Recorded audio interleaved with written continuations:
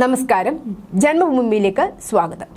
തന്ത്രപരമായ പ്രധാനപ്പെട്ട 2 ഉപഗ്രഹങ്ങൾ വിക്ഷേപണത്തിന് തയ്യാറായിട്ടും വിക്ഷേപണത്തിനായി സർക്കാർ അനുമതിക്കായി കാത്തിരിക്കുകയാണ്.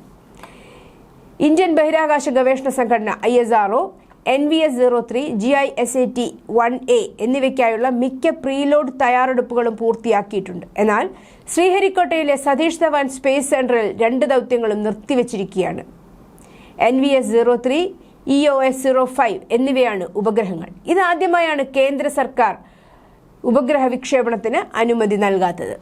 പ്രൊപ്പല്ലന്റ് നിറയ്ക്കൽ ആരംഭിച്ചതായി റിപ്പോർട്ടുണ്ട്. പക്ഷേ വിക്ഷേപണ അനുമതി ലഭിക്കാത്തതിനെ തുടർന്ന് വാഹനം സ്റ്റാൻഡ് ബൈ മോഡിൽ തന്നെ തുടർന്നു. കഴിഞ്ഞ 1 വർഷത്തിനിടെ പരാജയപ്പെട്ട 2 polar satellite launch vehicle PSLV ദൗത്യങ്ങളെ തുടർന്ന് ജാഗ്രത പാലിക്കേണ്ടി വന്ന സാഹചര്യത്തിലാണ് കാലതാമസം. ഈ പരാജയത്തിന് പിന്നിൽ കേന്ദ്രം അട്ടിമറി സംശയിക്കുന്നുണ്ട്. അന്വേഷണവും നടക്കുന്നുണ്ട്. ഇതാണ് അനുമതി നൽകാത്തതിന് കാരണമെന്നും റിപ്പോർട്ടുകളുണ്ട്.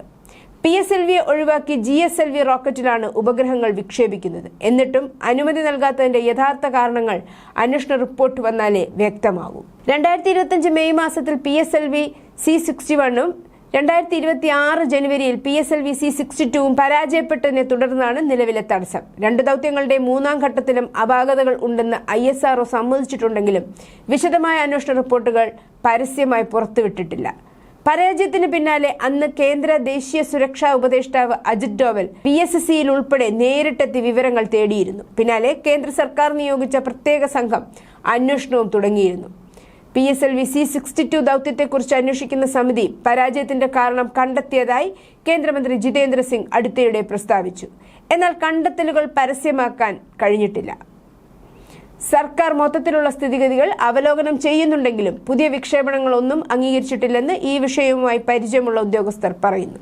ജൂൺ ജൂലൈ മാസങ്ങളിലായി ഉപഗ്രഹങ്ങൾ വിക്ഷേപിക്കാനാണ് ISRO ആദ്യം തീരുമാനിച്ചത്. പിന്നീട് അറിയിപ്പൊന്നും വന്നില്ല. അനുമതി നൽകാത്തതാണെന്ന വിവരം ഇപ്പോഴാണ് പുറത്തുവരുന്നത്. വൈകാതെ അനുമതി നൽകിയാലും പുതിയ വിക്ഷേപണ വിൻഡോ നേടുന്നതിന് കാലതാമസമുണ്ടാകും. നീണ്ടുനിൽക്കുന്ന കാലതാമസം ബഹിരാകാശ വകുപ്പിനുള്ളിൽ ആശങ്കകൾ ഉയർത്തിയിട്ടുണ്ട്.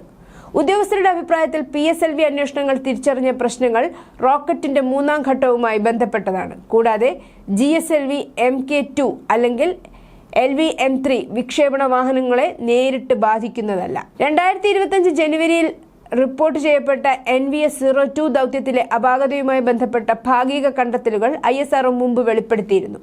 ഭ്രമണപഥം ഉയർത്തുന്ന പ്രവർത്തനങ്ങളിൽ ഡ്രൈവ് സിഗ്നൽ പൈറോ വാൽവ് സജീവമാകാത്തതിനാൽ ബഹിരാകാശ പേടകം ഉദ്ദേശിച്ച ഭ്രമണപഥത്തിൽ എത്താൻ കഴിഞ്ഞില്ല എന്നാണ് ഏജൻസിയുടെ നിഗമനം. ISRO പറയുന്നതനുസരിച്ച് 25 നവംബറിൽ LV-M3യിൽ വിക്ഷേപിച്ച വിജയകരമായ CMS-03 ദൗത്യത്തിൽ വിലയിരുത്തലുകൾ നടപടികൾ നടപ്പിലാവുകയും പിന്നീട് സാധൂകരിക്കുകയും ചെയ്തു എന്നാണ്. വൈകിയ ഉപഗ്രഹങ്ങളിലൊന്നായ NVS-03 ഇന്ത്യയുടെ 2ാം തലമുറ നാവിഗേഷൻ ഉപഗ്രഹ നക്ഷത്ര സമൂഹത്തിന്റെ ഭാഗമാണ്. പ്രവർത്തനക്ഷമമായ ഉപഗ്രഹങ്ങളുടെ കുറവ് കാരണം പ്രവർത്തന വെല്ലുവിളികൾ നേരിട്ട ഇന്ത്യയുടെ പ്രാദേശിക നാവിഗേഷൻ സംവിധാനത്തെ ഈ ഉപഗ്രഹം ശക്തിപ്പെടുത്തുമെന്നാണ് പ്രതീക്ഷിക്കുന്നത്.